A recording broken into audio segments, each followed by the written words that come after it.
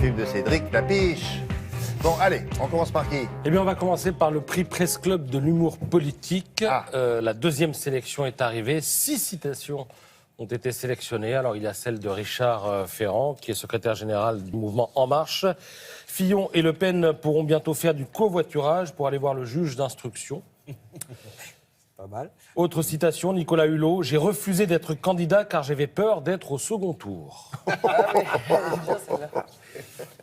Ah, c'est bon. Ensuite, Jean-Christophe Lagarde, le patron des centristes. La moitié de nos électeurs sont passés chez Macron. Je crois que l'autre est déjà en marche. Ah oui, c'est bien.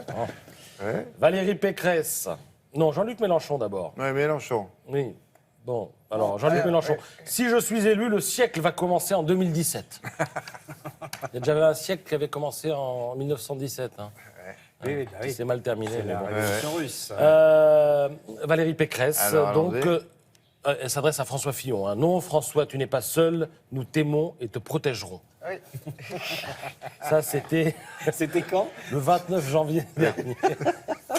Et alors, la plus belle, c'est ce qu'on appelle la Hollanderie. C'est-à-dire qu'ils ont une collection de Hollanderie au Presse Club et ils notent toutes les petites phrases de François Hollande.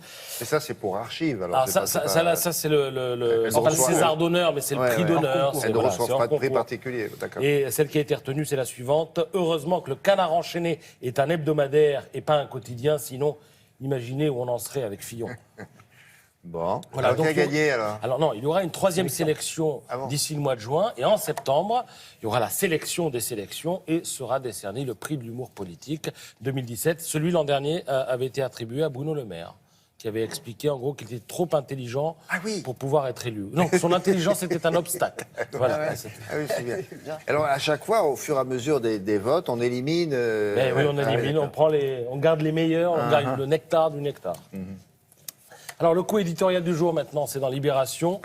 Ça s'intitule Le Libé des réfugiés, autrement dit, la France vue par ceux qui, habituellement, n'ont pas la parole. Alors, ils sont afghans, iraniens, soudanais, libyens, syriens, russes ou colombiens. Ils s'appellent Ali Omar, Lamia, Carlos ou encore Sedika. Et Sedika, justement, c'est une cinéaste afghane. Elle dit « Je viens d'un pays où être une femme est un crime. Je viens d'un pays où avoir des activités culturelles et artistiques est un péché. » pour une femme. Et cette Sedika signe un papier intéressant sur la conversion des talibans au culte de l'image. C'est-à-dire que les apôtres de la loi islamique, n'étant pas un paradoxe près, quand ils sont arrivés au pouvoir en Afghanistan en 1996, ils y sont restés jusqu'en 2001, quand il y a eu l'attaque du World Trade Center, eh bien, ils ont tout de suite fait fermer tous les cinémas parce que les talibans considéraient que la capture d'images d'êtres vivants était une reproduction de la création divine, qui est en gros le top du top de la mécréance. Mais en même temps, les talibans ont compris que l'image avait un pouvoir particulier et ils ont tourné leurs propres images.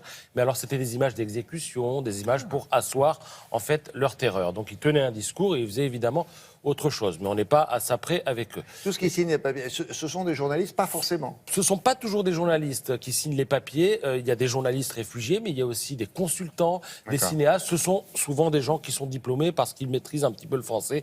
Et puis, ils pouvaient s'exprimer en anglais. Et cette Sedika Daoulat raconte donc la réquisition dès 96 des lecteurs DVD, des paraboles, des télévisions par des talibans. Et elle explique que les gens les ont détruits volontairement. Et quand ce n'était pas le cas, ils les enfouissaient dans le sol.